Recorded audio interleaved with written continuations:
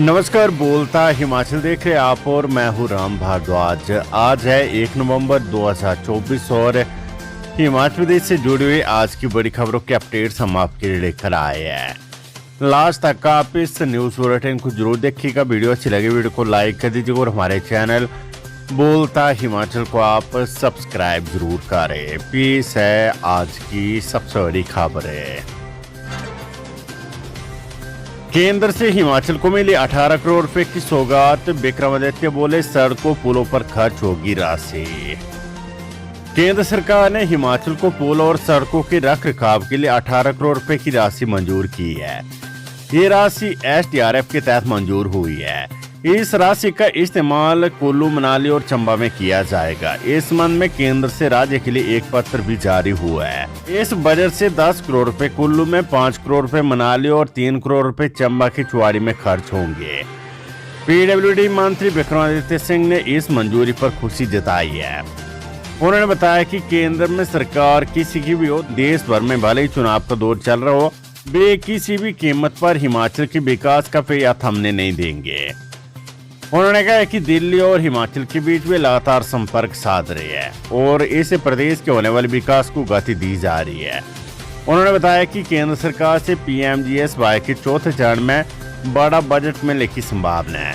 राज्य को जल्द ही करीब 4 करोड़ रुपए की आर्थिक मदद केंद्र से आएगी। इसके अलावा केंद्र की मदद से नेशनल हाईवे को जोड़ने वाले सड़क मार्ग को भी व्यवस्थित किया जाएगा। राशन उपभोक्ताओं को दिवाली के बाद ही मिलेगा चीनी का अतिरिक्त कोटा। हिमाचल प्रदेश के राशन कार्ड धारकों को दिवाली के बाद ही डिपो में चीनी का अतिरिक्त कोटा मिलेगा। सरकार ने दिवाली पर प्रति राशन कार्ड 500 ग्राम अतिरिक्त चीनी या प्रति व्यक्ति 100 ग्राम चीनी देने का फैसला लिया है। खाद्य नागरिक एवं उपभोक्ता मामले विभाग ने राशन कार्ड उपभोक्ताओं को फेस्टिवल कोटा देने के लिए फाइल सरकार को भेजी है। विभाग के मुताबिक सरकार को मंजूरी के लिए फाइल भेजेगी और 1-2 दिन के भीतर मंजूरी मिल जाएगी। अगले महीने उपभोक्ताओं को सस्ते राशन के साथ अतिरिक्त चीनी का कोटा दिया जाएगा। यातायात नियम तोड़ने पर पुलिस की कार्यवाही, 268 चालान काटे।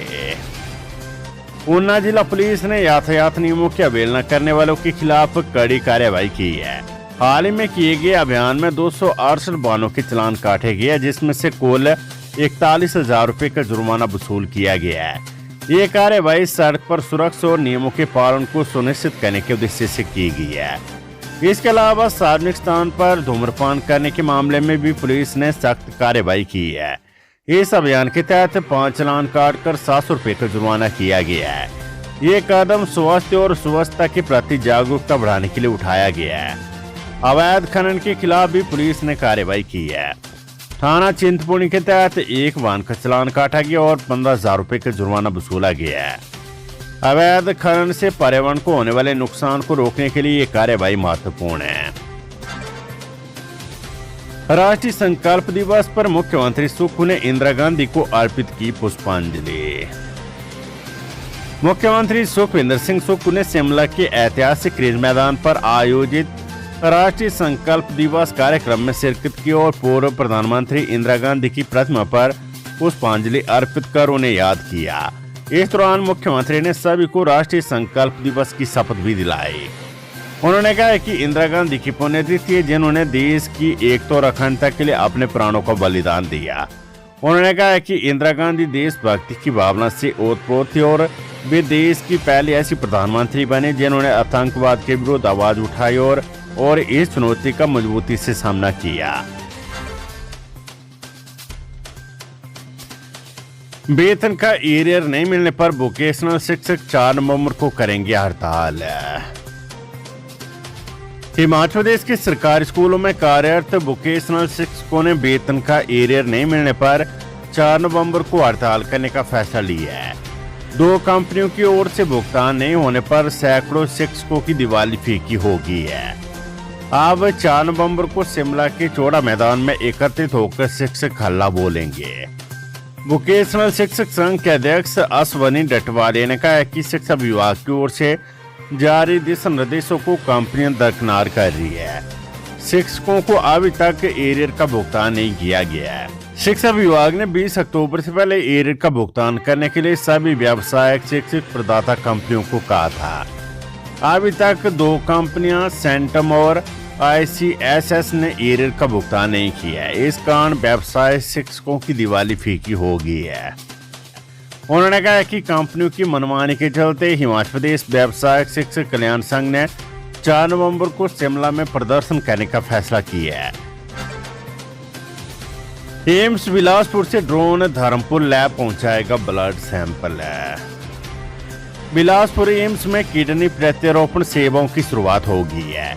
रेनल ट्रांसप्लांट के लिए ICU 2 करोड़ रुपए की लागत से बना और रेनल ट्रांसप्लांट ICU का निर्माण गुर्दे के उपचार में एक बड़ी कमी को पूरा करेगा। किडनी प्रत्यारोपण उपचार की सुविधा मिलने से रोगियों को इलाज के लिए राज्य से बाहर जाने की आवश्यकता नहीं होगी।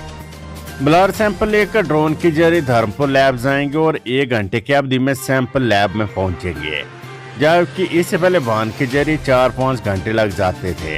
इसी तरह जहां पर कोई हादसा होता है तो तत्काल उच्च जगह पर टीम पहुंचेगी और ब्लड सैंपल तत्काल ड्रोन के जरिए एम्स भेजे जाएंगे। स्टेट वेंडर पॉलिसी नाम डिस्प्ले करना जरूरी नहीं करेगी सरकार, मिलेगा बैज या पंजीकरण नंबर।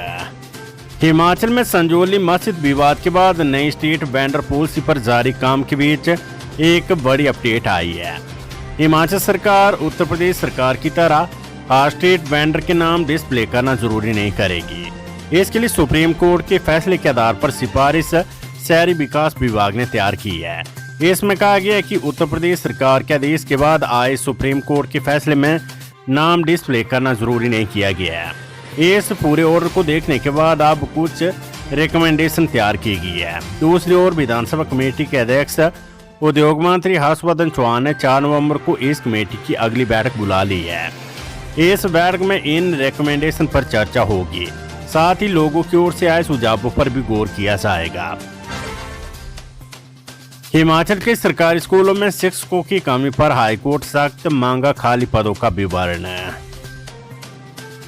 हिमाचल प्रदेश हाईकोर्ट ने प्रदेश के सभी सरकारी स्कूलों में शिक्षकों व गैर शिक्षक कर्मचारियों के रिक्त पदों का ब्यौरा कोर्ट के समक्ष रखने के आदेश जारी किए हैं। कोर्ट ने शिक्षा सचिव को स्टेटस रिपोर्ट के माध्यम से ये जानकारी कोर्ट के समक्ष रखने के आदेश दिए हैं। कार्यवाहक मुख्य न्यायाधीश त्रिलोक सिंह चौहान व न्यायाधीश सत्येंद्र वैद्य की खंडपीठ ने चंबा जिले की तहसील चुरा की राजकीय वरिष्ठ माध्यमिक पाठशाला में एक भी शिक्षक न होने से विद्यार्थियों को असुविधा से जुड़ी जनहित याचिका की सुनवाई के बाद यह आदेश दिया है। सरकारी जमीन पर अतिक्रमण करने वालों की अब खैर नहीं, कार्यवाही न होने पर अधिकारी भी होंगे निलंबित। हिमाचल प्रदेश हाईकोर्ट ने मुख्य सचिव को ये सुनिश्चित करने को कहा है कि राष्ट्रीय व राज्य राजमार्गों के अलावा जिला या अन्य स्थानीय सड़कों पर या इसके किनारे के साथ सरकारी भूमि पर कोई अनधिकृत निर्माण और अतिक्रमण न हो। अतिक्रमण न हटाने वाले अधिकारियों पर बर्खास्तगी तक की कार्यवाही होगी। न्यायाधीश विवेक सिंह ठाकुर व न्यायाधीश राकेश कैथला की खंडपीठ ने जनहित याचिका का निपटारा करते हुए आदेश जारी किया है। बायोमेट्रिक खराब है तो रजिस्टर पर 2 टाइम हाजिर लगाकर ईमेल करे प्रिंसिपल, शिक्षा विभाग के निर्देश।